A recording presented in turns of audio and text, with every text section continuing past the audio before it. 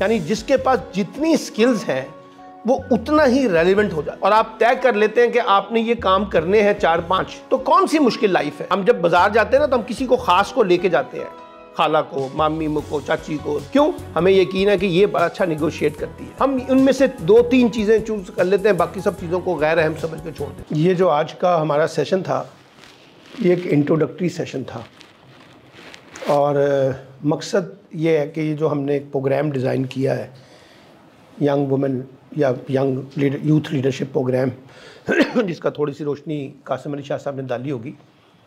मकसद इसका ये था कि हम आपके साथ मिलकर कुछ इस किस्म का काम करें जिसमें आप अपनी एजुकेशन के साथ साथ कुछ सॉफ्ट स्किल्स जो हैं उससे रोशनास हों, और ऐसी सॉफ्ट स्किल्स जो आपको आगे बढ़ने में मदद दे सके, आपकी प्रोफेशनल स्किल्स को, आपकी एजुकेशनल स्किल्स को, आपकी पर्सनल स्किल्स को ये रीबिल्ड कर सके।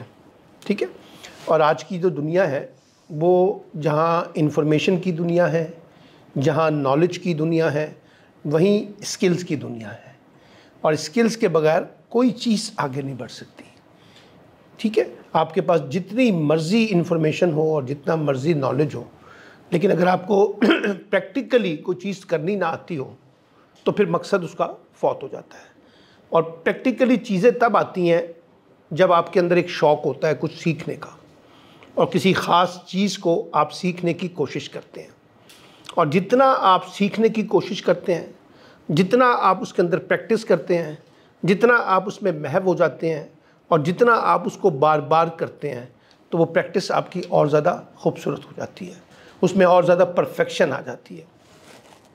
तो इसीलिए ये जो स्किल्स का कॉन्टेक्स्ट है ये ज़्यादा इम्पॉर्टेंट है, क्योंकि आज की मार्केट जो है वो स्किल्स के ऊपर खड़ी है, आज की जॉब्स जो है वो स्किल्स के ऊपर खड़ी है, आजकल का जो कैरियर है वो स्किल्स के ऊपर खड़ा है, आज का एटीट्यूड जो है वो स्किल्स के ऊपर खड़ा है, आज का बिहेवियर जो है वो स्किल्स के ऊपर खड़ा है। यानी जिसके पास जितनी स्किल्स हैं वो उतना ही रेलिवेंट हो जाता है, उसको नज़रअंदाज करना मुश्किल हो जाता है, उसको इग्नोर नहीं किया जा सकता, उसको करीब लाया जाता है, उससे फ़ायदा उठाया जाता है, उसकी स्किल्स से, उसकी महारतों से, उसके इल्म से, उसकी काबिलियत से, उसकी सलाहियतों से, उसके एटीट्यूड से हम फ़ायदा उठाने की कोशिश करते हैं, क्योंकि इसके पास कुछ है, ये कुछ कर सकता है। और हम अमूमी तौर पे उन्हीं लोगों को अपने करीब लाते हैं और उन्हीं लोगों के करीब जाते हैं जिनके बारे में हमारा ख्याल होता है कि इनके पास कुछ ऐसी चीज़ें हैं, महारतें हैं जिनसे हम फ़ायदा उठा सकते हैं, जिससे मैं अपना नॉलेज बढ़ा सकता हूँ, जिससे मैं अपनी स्किल्स बढ़ा सकता हूँ, जिससे मेरा अपना इल्म बढ़ सकता है। तो हम ऐसे लोगों के साथ अपने आप को इंगेज करते हैं ताकि कुछ महारतें सीख लें। मसलन मुझे अगर मोबाइल चलाना नहीं आता तो मैं ऐसे लड़का या लड़की से रब्ता करूँगा जो मुझे मोबाइल सिखा देगा, या मुझे ड्राइविंग नहीं आती तो मैं ऐसे लड़के या लड़की से रब्ता करूँगा जो मुझे ड्राइविंग के अंदर मेरी महारतें बढ़ा दे। अगर मुझे कैमरा चलाना नहीं आता तो वो मुझे इस तरह की स्किल सिखाएगा। अगर मुझे बोलना नहीं आता और एक बार अच्छा बोलने वाला या बोलने वाली हो तो मैं उससे पूछूंगा कि यार इतना अच्छा कैसे बोल लेते हैं, इतना अच्छा लिख कैसे लेते हैं, इतना अच्छा कैसे अपने आप को प्रेजेंट कर लेते हैं, इतना अच्छा कैसे कम्युनिकेट कर लेते हैं। तो फिर जब आपके पास सलाहियत होती है तो लोग आपके पीछे पीछे होते हैं, जब आपके पास सलाहियत नहीं होती तो लोग आपके पीछे नहीं होते। डिग्रियां तो सबके पास होती हैं ना, हमारे पूरी क्लास में अगर हम 50 बच्चे बच्चियां पढ़ रहे हैं तो 50 के पास डिग्रियां आएंगी ना, लेकिन उनमें से कुछ लोग होंगे जिनको हम सिलेक्ट करते हैं कि इनके पास स्किल्स ज़्यादा है, इनके पास महारतें ज़्यादा हैं, हमें उनके ऊपर अपने आप को फोकस करना है, हमें उनसे कुछ सीखने की कोशिश करनी है, हमें उनसे कुछ गेन करने की कोशिश करनी है, उनसे कुछ हासिल करना है। तो ये याद रखिए कि बुनियादी कुंजी जो है आज की दुनिया में वो स्किल बेस्ड नॉलेज है। जैसे हम एक ज़माने में सुनते थे ना, टेक्निकल एजुकेशन होनी चाहिए, सिर्फ एजुकेशन नहीं होनी चाहिए, ऐसी एजुकेशन होनी चाहिए जो टेक्निकली आपको कुछ सिखाए। अब इसी तरह से कहते हैं कि जनाब ऐसी एजुकेशन होनी चाहिए जो स्किल बेस्ड हो, और जो स्किल्स हैं वो इतनी तेज़ी से बदल रही हैं टेक्नोलॉजी की वजह से, जो आज रेलिवेंट है वो कल रेलिवेंट नहीं होगी, कल कोई नई टेक्नोलॉजी आ जाएगी, परसों कोई और टेक्नोलॉजी आ जाएगी। ठीक है ना। सोशल मीडिया आया तो बहुत छोटे स्टेज से शुरू हुआ, चलते चलते चलते चलते अब वो जीपी कहते हैं चैट जीपीटी उस पर चला गया। अभी इससे बाद एक और एडवांसमेंट आ जाएगी, हम और परेशान हो जाएंगे, आर्टिफिशियल इंटेलिजेंस आ रही है। अब आप सिर्फ बोलते जाएं, वो लिखता जाएगा। माइक के अंदर आप बोलते जाएं, वो आपको लिखता जाएगा। आप उसे कहें अंग्रेजी में लिखो, वो अंग्रेजी में लिखना शुरू कर देगा। आप उसे कहें उर्दू में बोलें और अंग्रेजी में बोलें और उर्दू में लिखना शुरू कर दे, वो उर्दू में लिखना शुरू कर देगा। तो अब वो जो प्रॉब्लम थे हमें माजी के अंदर बतौर तालिब इल्म, जब मैं तालिब इल्म था, स्कूल में पढ़ता था या कॉलेज में पढ़ता था या यूनिवर्सिटी जाता था, हमें तो इस तरह की अपॉर्चुनिटीज़ नहीं थी। आपके पास ये अपॉर्चुनिटीज़ हैं। कल के जो नौजवान आएंगे, बच्चियां बच्चे, उनके पास इससे भी ज़्यादा अपॉर्चुनिटीज़ होंगी। वो नई टेक्नोलॉजी और ज़्यादा आ जाएगी। तो ये रुकने वाला सफ़र नहीं है। इसमें जो अपने आप को जदीदियत के साथ, टेक्नोलॉजी के साथ, डिजिटलाइजेशन के साथ और नए नॉलेज के साथ, नए इल्म के साथ अपने आप को जोड़ेगा, वो आगे जाएगा। जो पुराने ख्यालात, पुरानी सोच, पुराने फ़िक्र, पुरानी रवायात, पुराने निज़ाम के साथ अपने आप को जोड़ेगा, तो वो हमारे किसी काम का नहीं हो। अब बच्चे तो माँ बाप को बताते हैं ना, कि माँ बाप को कहते हैं कि आपको क्या पता जी, दुनिया बदल गई है। बताते हैं नहीं बताते? माँ बाप को समझाने की कोशिश करते हैं ना, इसलिए कि उनका पर्सपेक्टिव वो नहीं है जो पर्सपेक्टिव आप देख रहे हैं। आप टेक्नोलॉजी को एक और तरीके से देख रहे हैं, माँ बाप एक और तरीके से देखेंगे। तो आप उस्तादों को समझाना शुरू कर देते हैं, क्योंकि उस्ताद भी तो एक, अगर पुराना हो, बूढ़ा हो, बड़ी उम्र का हो, तो आप उसको एक नए टीचर के साथ और बड़े टीचर के, पुराने टीचर में बड़ा फ़र्क होगा। इसी तरह यंग तालिब इल्म जो है वो बहुत तेज़ी से चीज़ों को ग्रो करते हैं। उनका टेक्नोलॉजी का इल्म हमारे मुकाबले में ज़्यादा है, उनका कंप्यूटर का इस्तेमाल हमारे मुकाबले में ज़्यादा है, वो डिजिटलाइज हमसे ज़्यादा है, ठीक है ना। वो ज़्यादा चीज़ों के बारे में शार्पनेस है। मोबाइल ख़राब हो जाए तो उसको कैसे ठीक करना है, वो जाके सॉफ्टवेयर वगैरह लगा लोगों को जोड़ के ले आते हैं आपके पास, क्योंकि उनका माइंडसेट जो है वो टेक्नोलॉजी के साथ अपने आप को ऑपरेट करता है, हमारा नहीं करता। तो इसलिए ये याद रखिएगा कि आपके पास जो स्पेस है, यानी अभी आप मेरे ख्याल सब BS के स्टूडेंट्स होंगे ना, ज़्यादातर BS के स्टूडेंट्स हैं। 8 सेमेस्टर होते हैं, ठीक है। जितने भी सेमेस्टर में अब आप हैं और उसके बाद जितने भी सेमेस्टर रह गए हैं, उसके बाद क्या चॉइस है? या तो जॉब चाहिए या MPhil करेंगे, ठीक है ना। यही है ना, 2 तरीके हैं, या जॉब्स लेंगे या घर जाके बैठ जाएंगे, या कोई अपना बिजनेस करना शुरू कर देंगे, कोई कारोबार करना शुरू कर देंगे, कुछ ना कुछ तो करेंगे ना। तो ये जो पीरियड है आपके पास, जो 5 सेमेस्टर्स आपके पास हैं, इनको कैसे पॉलिश किया जाए कि जब मैं यूनिवर्सिटी से बाहर निकलूं तो मेरे पास ऐसी 4-5 टॉप स्किल्स हों जिसकी बुनियाद के ऊपर मैं अपनी मार्केटिंग इस्टेब्लिश कर सकूं, जिसकी बुनियाद के ऊपर आप मुझे परख सकें, जिसकी बुनियाद पे आप मुझे देख सकें, जिसकी बुनियाद पे आप मुझे जांच सकें, जिसकी बुनियाद पे आप मुझे कबूल करें या ना कबूल करें। मेरे इल्म को, मेरी सलाहियत को, मेरे मालूमात को, मेरी सलाहियतों को। आपके पास ऑप्शन है, या तो आप ओन करेंगे या डिसओन करेंगे। जब ओन करेंगे तो इसका मतलब है कि मैं आपको कुछ देने की पोजीशन में हूँ। जब डिसओन करेंगे तो इसका मतलब है मैं आपको कुछ देने की पोजीशन में नहीं हूँ। इनको कैसे हमने इस्टेब्लिश करना है? अच्छा, कोई रॉकेट साइंस नहीं है, कोई मुश्किल फार्मूले नहीं है। आप अगर अपनी ज़िंदगी में कुछ करना चाहते हैं और आप तय कर लेते हैं कि आपने ये काम करने हैं 4-5, तो कौन सी मुश्किल लाइफ है, मुझे बताएं। कौन सी ऐसी चीज़ है जो हम नहीं कर सकते? कोई कहे कि मैं अच्छा बोलना चाहता हूँ, तो उसमें कोई टीके तो नहीं मिलते बाज़ार में जो आपको लगाए जाएं और आप अच्छा बोलना शुरू कर दें। उसके लिए आपको बोलना पड़ेगा, आपको स्टेज पे आके खड़ा होना पड़ेगा, आपको बार बार बोलना पड़ेगा। आप कहते हैं हम अच्छा लिखना चाहते हैं, तो आपको लिखना पड़ेगा। पहले बुरा लिखेंगे, फिर अच्छा लिखेंगे, प्रैक्टिस करेंगे और अच्छा लिखेंगे, तो लिखना पढ़ना पड़ेगा। आप कहते हैं जी मुझे फला राइटिंग स्किल्स में मैंने बड़ा टॉप किया, प्रोजेक्ट्स डिज़ाइनिंग में, इम्प्लीमेंटेशन में, फला में, मार्केटिंग में, कंप्यूटर में, कैमरे में, जिस किस्म की स्किल्स आप लाना चाहते हैं। वो कॉन्फ्लिक्ट्स हैं, हमारी अपनी ज़ात के अंदर हमसे लड़ाइयाँ हो रही होती हैं, हम अपने आप से लड़ रहे होते हैं। उन लड़ाई को कैसे हमने डील करना है, अपनी जो हमारे अपने अंदर लड़ाई है उसको कैसे डील करना है, जो हमारी लड़ाई दूसरों के साथ है उसको कैसे डील करना है, कैसे बार्गेन करनी है, निगोशिएट कैसे करना है। जैसे आप दुकानदार के पास जाके भाव ताव करते हैं ना, और उसको बड़ी मुश्किल में डाल देते हैं, जी हमने 200 की चीज़ 50 की लेनी है, तो कितनी निगोशिएट करते हैं। तो ऐसे अपनी लाइफ के बारे में कितना निगोशिएट करते हैं, अपने कैरियर के बारे में कितना निगोशिएट करते हैं आप। और निगोशिएट हर बंदा नहीं कर सकता, किसी के पास ये सलाहियत होती है।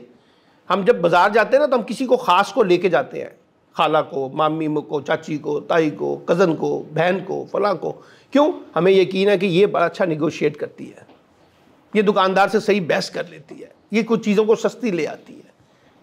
तो अब आप निगोशिएशन को कैसे करते हैं अपने कैरियर में? आपने अपने टीचर के साथ निगोशिएट करना है, आपने अपने बॉसेस के साथ निगोशिएट करना है, आपने अपनी जॉब्स के कॉन्टेक्स्ट में निगोशिएट करना है, आपको अपने कुलीग्स के साथ निगोशिएट करना है, आपको अपने आप से निगोशिएट करना है। आप कम डिजिटलाइजेशन में जा रहे हैं तो वहाँ आपको निगोशिएट करना है, अपना आंसर देना है, जवाब देना है, उसी की बेसिस पे मैं आपकी असेसमेंट करूँगा। तो हमारी निगोशिएशन स्किल्स क्या हैं? मैं आपसे पूछ रहा हूँ कि बताइए, आप हिचकिचाहट में हैं, डरे हुए हैं, सहमे हुए हैं, बोल नहीं पा रहे, तो आपका सेल्फ कॉन्फिडेंस कितना है? आपका लेवल ऑफ कॉन्फिडेंस कितना है? अगर आपको अकेले छोड़ दिया जाए तो आप बहुत अच्छी गुफ्तगू करते हैं, जब आपको 4 लोगों में बिठाया जाए तो आपसे बात नहीं होती, उस वक्त डर गालिब हो जाता है। ठीक है, सवाल करते वक्त हम घबराते हैं, सवाल को आपको मौका मिले कि आप सवाल आप करें तो आप चुप रहते हैं। सवाल आपके अपने अंदर ही बस टटोल रहे होते हैं, सवाल आपके अंदर से पैदा हो रहे होते हैं, लेकिन आप बोल नहीं रहे होते, डरे होते हैं, सहमे होते हैं, पता नहीं ये सवाल सही होगा, गलत होगा, पता नहीं डांट पड़ेगी, पढ़ नहीं पड़ेगा, क्या होगा क्या नहीं होगा। वो सवाल आप सवाल के साथ ही बाहर चले जाते हैं, सवाल आप करते नहीं हैं, तो कौन आपको जवाब देगा? तो वो सेल्फ कॉन्फिडेंस कहाँ से आएगा? चीज़ों को क्रिटिकली देखने का जाविया कैसे आएगा कि जनाब ये चीज़ जो मैं ख़रीद रहा हूँ, ये जो मैं ले रहा हूँ, ये जो मैं कैरियर को चूज़ कर रहा हूँ, इसकी क्या ज़रूरत है, इसकी क्या अहमियत है, इसकी क्या अफादियत है, ये कितना पायदार है, ये कितना सस्टेनेबल है, ये कितनी इफ़ेक्टिव इसमें है। जैसे हम अपनी चीज़ें ख़रीदते हैं तो एक चीज़ें देखते हैं ना पायदार, लेकिन जब दाखिला लेते हैं तो हम नहीं सोचते, बस जहाँ मिल जाए बस ले लेते हैं, जिस डिपार्टमेंट में नाम आ जाए तो बस खुश हो जाते हैं। हाँ, ऐसे ही है ना, 2 जगह पे अप्लाई किया है, नहीं आया नाम, तीसरी जगह पे आ गया है तो वहाँ ले लिया। वहाँ चूज़ी नहीं है, वहाँ हम एक्सीडेंटल बन जाते हैं, बस हो जाए किसी तरीके से, चाहे इस्लामियात में क्यों ना हो जाए, एडमिशन हो जाए, बस एक दफ़ा यूनिवर्सिटी पहुँच जाए। चूज़ी नहीं है। टीचर्स के बारे में चूज़ी नहीं है, अच्छे टीचर्स कौन से हैं, उनसे कैसे हमने अपने ताल्लुकात को मेंटेन करना है, कैसे ताल्लुकात को बनाना है। हम अच्छे कुलीग्स के बारे में चूज़ी नहीं है, कौन से नॉलेजेबल हैं, कौन से स्किल ओरिएंटेड हैं, कौन से ज़्यादा हमें डिलीवर कर सकते हैं, किसका हमें फ़ायदा मिल सकता है, किससे हमें नुकसान हो सकता है, उस बारे में हमारी कोई चूज़ी नहीं। बैठे हुए एक बच्चा आपका दोस्त बन गया है, दोस्त लड़की या लड़का, और वो गप्पे मारते रहते हैं सारा दिन, तो आप भी सारा दिन गप्पे मारते रहते हैं। एक पढ़ाकू मिल गया है, वो सारा दिन पढ़ता रहता है, तो आप भी सारा दिन पढ़ते रहते हैं। यानी एक एक्सीडेंटल कॉन्टेक्स्ट है, या तो आप बहुत अच्छे परफॉर्म करना शुरू कर देते हैं, या आप बहुत बुरे परफॉर्म करना शुरू कर देते हैं, या ना आप अच्छा परफॉर्म करते हैं ना बुरा परफॉर्म करते हैं, बस ला ताल्लुक हो जाते हैं, ईजी हो जाते हैं, हो जाएगा कोई मसला नहीं, क्या फ़र्क पड़ता है, कर लेंगे, बहुत टाइम है, कैजुअल हो जाते हैं। फिर हमारी लाइफस्टाइल्स के बड़े मसाइल हैं। अब या तो बहुत डल है, या बहुत एक्टिव है, या पैसिव है, बहुत अच्छी सेहत है या बहुत बुरी सेहत है, अच्छे ड्रेसेस करते हैं या बहुत बुरे ड्रेसेस करते हैं, अच्छा अपने आप को संवारते हैं या बहुत बुरा रखते हैं अपने आप को, दोस्तों में अच्छे दोस्त बनाते हैं या बुरे दोस्तों में रहते हैं। हर चीज़ के अंदर एक उलट पॉजिटिव नेगेटिव कॉन्टेक्स्ट हमारे साथ साथ चल रहा होता है। हमें अंदाज़ा नहीं है कि हमारी लाइफ में जहाँ तालीम इम्पॉर्टेंट है, जहाँ कैरियर इम्पॉर्टेंट है, वहाँ दोस्त भी इम्पॉर्टेंट है, वहाँ रिश्तेदारियाँ भी इम्पॉर्टेंट है, वहाँ खाना भी इम्पॉर्टेंट है, वहाँ सोना भी इम्पॉर्टेंट है, वहाँ फिल्म देखना भी इम्पॉर्टेंट है, वहाँ ड्रामा देखना भी इम्पॉर्टेंट है, वहाँ कॉमेडी करना भी इम्पॉर्टेंट है, वहाँ गपशप मारना भी इम्पॉर्टेंट है, वहाँ खेलना भी इम्पॉर्टेंट है, वहाँ स्पोर्ट्स भी इम्पॉर्टेंट है। हर चीज़ लाइफ के साथ जुड़ी हुई है। हम उनमें से 2-3 चीज़ें चूज कर लेते हैं, बाकी सब चीज़ों को गैर अहम समझ के छोड़ देते हैं, या बहुत पढ़ाकू बन जाते हैं या बहुत ज़्यादा खेल में चले जाते हैं। उनके दरमियान बैलेंस नहीं पैदा कर पाते कि खेल भी और तालीम दोनों के दरमियान कोई लेवल प्लेइंग बना दें, बैलेंस कर दें, वो हम नहीं करते। तो कैसे आगे चलेंगे? तो अगर हम अपना सेल्फ एनालिसिस करें, हम सब लोग जहाँ जितने बैठे हैं, हम सब अपना सेल्फ एनालिसिस करें, तो आपके सामने कुछ बातें निकल के सामने आएंगी, मिसाल के तौर पे अगर हम एक सेल्फ एनालिसिस करें अपना, तो हमारे सामने कुछ पॉजिटिव और कुछ नेगेटिव, उनको इनलिस्ट करना शुरू कर दें। जो आप समझते हैं, छोड़ दें दूसरे क्या समझते हैं आपके बारे में, आप अपने बारे में, आपको क्या लगता है कि आपकी लाइफ में 4 पॉजिटिव चीज़ें कौन सी हैं जिनको आप समझते हैं, आप यहाँ उनको ड्रॉ कर लें। आपको क्या लगता है कि 4 ऐसी चीज़ें कौन सी हैं जो मेरे ख्याल के मुताबिक अगर नेगेटिव नहीं है तो मेरी वीकनेस है। चलें हम इसको ज़रा आसान लफ्ज़ बना लेते हैं, मेरी वीकनेसेस है, मुझे ये नहीं आता, मुझे ये नहीं आता, मुझे ये नहीं आता, मुझे ये। अब ये 4 आपकी स्ट्रेंथ है, ये 4 आपकी वीकनेस है। अब करना क्या है, इन वीकनेस को अपनी पॉजिटिविटी की तरफ, अपनी स्ट्रेंथ की तरफ लाना है, ठीक है। और ये जो स्ट्रेंथ है इसको मज़ीद फर्दर पॉलिश करना है, स्पेशलाइजेशन में जाना है। 1 साल के बाद जब आप एनालिसिस करें तो हो सकता है इसमें से 2 चीज़ें आप अचीव कर चुके हैं, ये 2 चीज़ें यहाँ पर आ गई हैं, इनमें से 2 चीज़ें इधर आ गई हैं, तो अगले साल तरतीब चेंज हो जाएगी। अब ये जो 2 चीज़ें यहाँ से सीख ली हैं इनको निकाल दें, यहाँ कोई 2 और नई चीज़ें ले आए। यहाँ से 2 चीज़ें जो अच्छी सीख ली हैं उनको यहाँ ले जाएं, यहाँ वो 2 चीज़ें वहाँ से चल के इधर आ जाएंगी। तो अगर आप अपनी 1 साल के अंदर 4-5 चीज़ों को टारगेट करें तो कोई चीज़ मुश्किल नहीं, लेकिन आपको कैलकुलेट होना पड़ेगा, आपको ऑर्गेनाइज होना पड़ेगा, आपको कमिटेड होना पड़ेगा, आपको स्ट्रगल करनी पड़ेगी, आपको डायरेक्शन आपके पास होनी चाहिए, आपके पास उसका रोड मैप होना चाहिए। मैं अमूमी तौर पे कहता हूँ, जैसे मैं यहाँ पे खड़ा हूँ और मैंने यहाँ से इस डेस्टिनेशन पे पहुँचना है, ठीक है, यहाँ मैं खड़ा हूँ और मैं ये अचीव करना चाहता हूँ, ये वाला फासला, तो बाकी बीच में क्या है, प्रोसेस। यहाँ से जो सफ़र शुरू हुआ है और यहाँ तक जो मैंने जाना है, बीच में क्या है, प्रोसेस। अब इस प्रोसेस को मैं कितना ऑर्गेनाइज्ड, कितना एजुकेटेड वे में, कितना इंटेलेक्चुअल वे में, कितना स्मार्ट, वो जो हमने डेफिनेशन पढ़ी है ना स्मार्ट की, एस से क्या होता है, स्पेसिफिक, जितना नैरो चले जाए, जितना अपने आप को क्लोज कर लें। एम मेजरेबल, जिसको आप जांच सकें, हाँ, जिसको आप जांच सकें, परख सकें। ए अटेनेबल, जिसको मैं अचीव कर सकता हूं। आर रियलिस्टिक, ये ना हो कि मेरी जेब में 1 रुपया नहीं है, मैं 1 अरब रुपए मांग रहा हूं, उतना ही मांगूं जितना मुझे ज़रूरत है, रियलिस्टिक हो जाए। टी टाइम बाउंड, इस अरसे में, इतने अरसे में मैंने ये करना है। तो आप अपनी स्मार्ट अप्रोच अपनाते हैं। वो जो स्मार्ट अप्रोच है वो आपको इस डेस्टिनेशन पे लेके जाने में मदद देगी और इस प्रोसेस को आसान करेगी आपके लिए। लेकिन अगर आपकी स्मार्ट अप्रोच नहीं है, हो जाएगा, क्या फ़र्क पड़ा, इस साल नहीं हुआ, आज नहीं हुआ तो क्या फ़र्क पड़ा, कल हो जाएगा, परसों हो जाएगा, चौथ हो जाएगा, नहीं होता तो क्या फ़र्क पड़ेगा।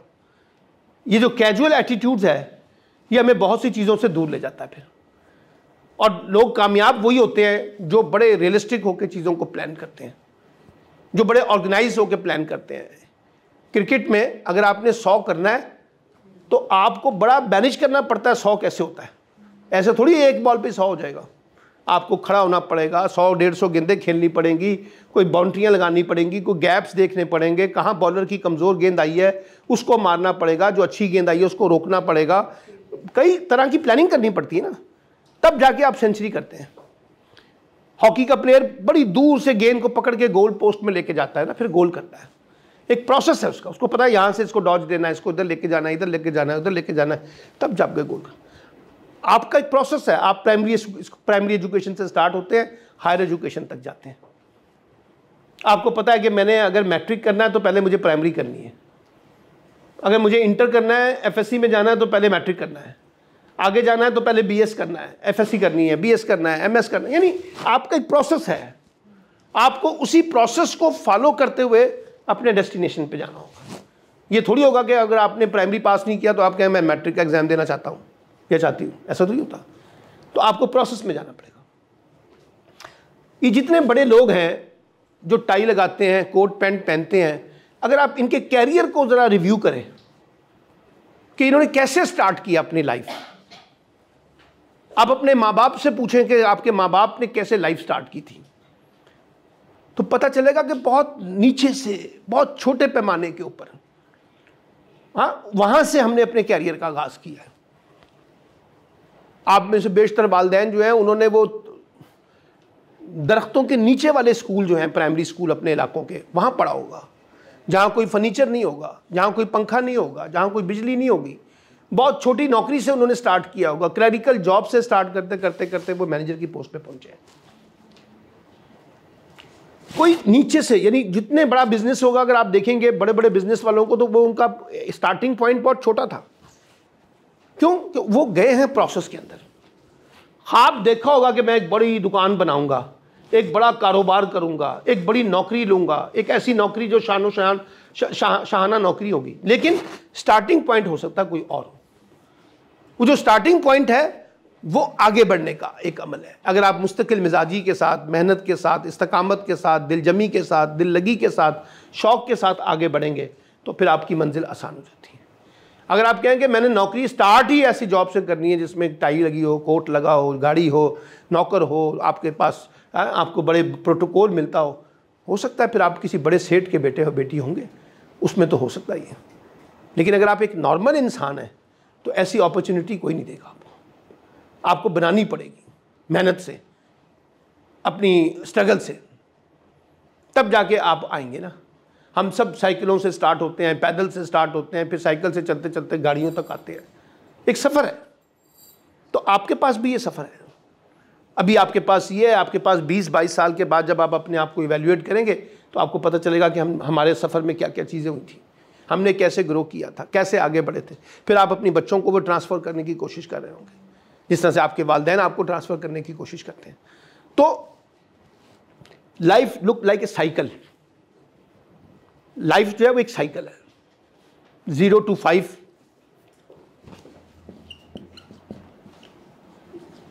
6 to 10, 11 to 15, 16 to 20, 21 to 25, अब ये बढ़ाते जाएं जितनी एज है आपकी। Life look like a cycle. हर 5 साल के बाद आपका कलर चेंज हो जाएगा। कलर से मुराद आपके इश्यूज बदल जाएंगे, आपका स्टाइल बदल जाएगा, आपका पढ़ना बदल जाएगा, क्लासेस बदल जाएंगी, टीचर्स बदल जाएंगे, दोस्त बदल जाएंगे, इन्वायरमेंट बदल जाएंगे, एक जगह से दूसरी जगह मुंतकिल हो जाएंगे, एक घर से दूसरी घर, कई तरह तरह की चीज़ें होंगी। आपका लाइफ साइकिल जो है बदल जाएगा। पहले आप बहुत खाते होंगे, अब कम खाते होंगे, पहले कम खाते होंगे, अब ज़्यादा खाते होंगे। यानी कोई ना कोई स्पोर्ट्स कर रहा होगा, एक ज़माने में बिल्कुल नहीं कर रहे होते। जैसे जब हम जवान होते हैं, यंग होते हैं तो बहुत ज़्यादा एक्टिव होते हैं, जैसे बड़े होते हैं, होना शुरू होते हैं, फिर हमारी एक्टिवनेस कम हो जाती है। तो हमारा लाइफ साइकिल है ये। इसको आप 5 की बजाय 10 साल कर लें तो आपको पता चलेगा। मिसाल के तौर पे जब आप प्राइमरी स्कूल्स में पढ़ रहे थे, अपनी स्कूलिंग में पढ़ रहे थे, उनमें से कितने लोग होंगे जो हमारे दोस्त हैं आज? बहुत कम। हम तो किसी को जानते भी शायद ना हो, नाम से याद हो, लेकिन अब हमारा इंटरेक्शन नहीं है उनके साथ। अब हमारा इंटरेक्शन आज की क्लास के लोगों के साथ है। कल जब आप MSc कर रहे होंगे तो फिर उसके साथ इंटरेक्शन होगा, ये वाली क्लास भूल जाएगी, क्योंकि साइकिल बदल गया है। ठीक है ना, खाना बदल गया है। आज सारा जो है जंक फूड चल रहा है। घर का खाना खाते हुए शर्म आती है, अच्छा नहीं लगता। ऑर्डर पे खाने मंगवाना अच्छा लगता है। तो आपका लाइफ साइकिल बदल गया, फूड बदल गया है, फैशन बदल जाते हैं। हर 5 साल के बाद क्या, आप तो हर साल के बाद आपको नए फैशन नजर आ जाते हैं। तो आप अपने आप को अगर इस लाइफ साइकिल के अंदर मैनेज करने की सलाहियत नहीं रखते तो फिर एक बड़ा क्रिटिकल सवाल आ जाएगा, हाउ यू मैनेज। क्योंकि आपने सिचुएशन के साथ साथ अपने आप को मैनेज करना है, हालात के साथ साथ अपने आप को बदलना है, वाकयात के साथ साथ अपने आप को बदलना है। हो जाता है। मैं बहुत झगड़ालू किस्म के, बहुत शरारती किस्म के बच्चे बच्चियों को जानता था, जब उनके घर के अंदर कोई इंसिडेंट हो जाए, एक्सीडेंट हो जाए, वालिद फौत हो जाए, करैक्टर ही बदल जाता है। सारा का सारा कैरेक्टर रिविजिट हो जाता है। वो जो बड़ा डिसऑर्गेनाइज था, वो जो बड़ा गैर जिम्मेदार था, वो अब बहुत जिम्मेदार बन गया है। उसको अपनी माँ की बड़ी फिक्र है, उसे छोटे बहन भाइयों की बड़ी फिक्र है। उसने स्टाइल ही बदल दिया बाप की मौत ने। क्यों? उसने अब अपने आप को नए हालात में एडजस्ट करना है। अब बाप नहीं है उसके पीछे, अब माँ नहीं है उसके पीछे, बड़ा भाई नहीं है उसके पीछे, बड़ी बहन नहीं है उसके पीछे। अब सिचुएशन को उसने खुद हैंडल करना है, छोटों को भी हैंडल करना है। तो उसका लाइफस्टाइल बदल जाएगा, उसकी चीज़ें बदल जाएंगी। तो आपने अपने आप को मैनेज करना है, और मैनेज करने में जो सबसे इंपॉर्टेंट फैक्टर होता है वो होता है फ्लेक्सिबिलिटी का। आप कितने फ्लेक्सिबल हैं। तो आप कितने फ्लेक्सिबल हैं, मोल्ड कर लेते हैं आसानी से, सिचुएशन में अपने आप को हैंडल कर लेते हैं, सिचुएशन में अपने आप को एडजस्ट कर लेते हैं। गमी की महफिल है तो अपने ऊपर गम तारी कर लेते हैं, खुशी की महफिल है तो अपने ऊपर खुशी तारी कर लेते हैं, संजीदा महफिल हो तो संजीदगी तारी कर लेते हैं, गॉसिपिंग की महफिल हो तो गॉसिपिंग कर लेते हैं, सपोर्टिव इन्वायरमेंट हो तो सपोर्टिव एटीट्यूड अपना लेते हैं, नॉन सपोर्टिव हो तो नॉन सपोर्टिव। यानी आप फ्लेक्सिबल कितने हैं। तो आप जितने फ्लेक्सिबल होंगे उतनी ज़्यादा आपको अपॉर्चुनिटीज़ मिलेगी, और जितने आप रिजिड होंगे, हार्ड होंगे, सख्त होंगे, फ्लेक्सिबल नहीं होंगे, उतनी आपसे अपॉर्चुनिटीज़ जो है ना वो दूर भागनी शुरू हो जाएगी। ये एक मैजिक्स हैं जो मैंने आपको थोड़े से लाइफ के कॉन्टेक्स्ट में बताए हैं, जो अमूमी तौर पे हम इस्तेमाल करते हैं कि अगर हमने अपने कैरियर को और अपनी लाइफ को पॉलिश करना है तो ये कुछ बातें जो हैं हमें जहन में रखनी चाहिए, क्योंकि ये अपॉर्चुनिटीज़ जो आपको मिल रही हैं इससे अगर आप फ़ायदा उठाएंगे तो आप अपने लिए कोई रास्ता तलाश कर सकेंगे। और अगर आपने इससे फ़ायदा नहीं उठाना, महज बैठना है, महज सुनना है, महज वक्त गुजारना है, एक सर्टिफिकेट लेना है, वो भी हो जाएगा, लेकिन वो आपकी लाइफ में कोई बड़ा चेंज नहीं लेके आएगा। लाइफ में बड़ा चेंज लाने के लिए आपको जो कुछ यहाँ बताया जाए उससे आपने अपने ऊपर उसको ट्रांसफॉर्म करना है, उससे सीखना है, उससे और ज़्यादा सीखने की कोशिश करनी है, और अपने आप को और ज़्यादा पॉलिश करके ज़्यादा बेहतर तरीके से इसको लेकर आना है। ठीक है जी, थैंक यू वेरी मच जी। आप कुछ सवाल, अगर किसी के हाथ में एक आध कोई सवाल है तो जहन में मैं करने के लिए तैयार हूँ, जवाब दूंगा इंशाल्लाह। कोई सवाल आपके जहन में इस कोर्स के बारे में, इस प्रोग्राम के बारे में, या कोई और कंसर्न जो भी आपके जहन में है, अगर कोई है तो प्लीज़। सर आपने बात की लाइफ साइकिल की, सर 5 साल लगती है सर, हर 5 साल के बाद चीज़ें होती हैं। सर मेरा ये सवाल है कि अगर 5 साल में चीज़ें चेंज हो रही हैं और आप पिछले जो आपके साथ लोग हैं, जो आपके साथ कुछ खासे थे, उनको आप ऐसे बुला रहे हैं कि आप बिल्कुल याद नहीं रखते, वो अच्छा था मेरे साथ, कोई बुरा था, उनको बिल्कुल ही छोड़ देते हैं आप। वो छोड़ हम इसलिए देते हैं कि हमारे लिए वो रेलिवेंट नहीं होते। लेकिन ना, मेरे स्कूल के दोस्त हैं, आज भी रेलिवेंट हैं, राब्ते में रहते हैं, सोशलाइजेशन है, एक दूसरे से रब्ता करते हैं, तो हम कायम हैं। अब हम याद उसी को करेंगे जो हमारे लिए रेलिवेंट होगा। जो रेलिवेंट नहीं है उसने निकल जाना है। मैं आपको बताऊं, पूरी क्लास तो आपकी दोस्त नहीं होती ना, उस क्लास में से 5-7 लोग ही आपके दोस्त होते हैं। तो जो रेलिवेंट होगा वो आपके साथ रहेगा, जो रेलिवेंट नहीं है वो आपके साथ नहीं होगा, वो सिर्फ कुलीग की हैसियत अख्तियार करेगा। दोस्ती में और कुलीग में फ़र्क है ना। कुलीग वो हैं जो बैठते हैं आपस में, दोस्त वो हैं जो फिर उसके बाद भी अपने ताल्लुक़ को मेंटेन रखते हैं। तो ये तो रहेगा, ये लाइफस्टाइल में बदलते रहते हैं लोग, उसमें घबराएं ना। लेकिन सिर्फ ये देखें कि जो अच्छे लोग हैं उनके साथ कैसे आप अपने आप को ऑर्गेनाइज़ करते हैं, कैसे मैनेज करते हैं और कैसे उसको मेंटेन करते हैं, ये इंपॉर्टेंट बात है। ठीक है जी। सर अभी आपने बात की है कि शॉर्ट स्किल आपकी इंप्रूव कराई जाएंगी। क्या चीज़? हाँ, शॉर्ट स्किल्स जो है, मसलन कॉन्फ्लिक्ट मैनेजमेंट के बारे में मैंने बताया है, प्रेजेंटेशन स्किल्स के बारे में है, नेगोशिएशन स्किल्स के बारे में है, राइटिंग स्किल्स के बारे में है, कम्युनिकेशन स्किल्स के बारे में है, डिजिटलाइजेशन के बारे में है, रिसोर्स मोबिलाइजेशन के बारे में है। ये हमने कुछ 14-15 के करीब जो है ना स्किल्स आइडेंटिफाई की हुई हैं, जो आपको इन तमाम तर कोर्सेज़ के साथ मुख्तलिफ एक्सपर्ट जो अपने अपने शोबे के होंगे वो आपको बताएंगे। ठीक है जी, चलिए जी, थैंक यू वेरी मच जी, बहुत बहुत शुक्रिया।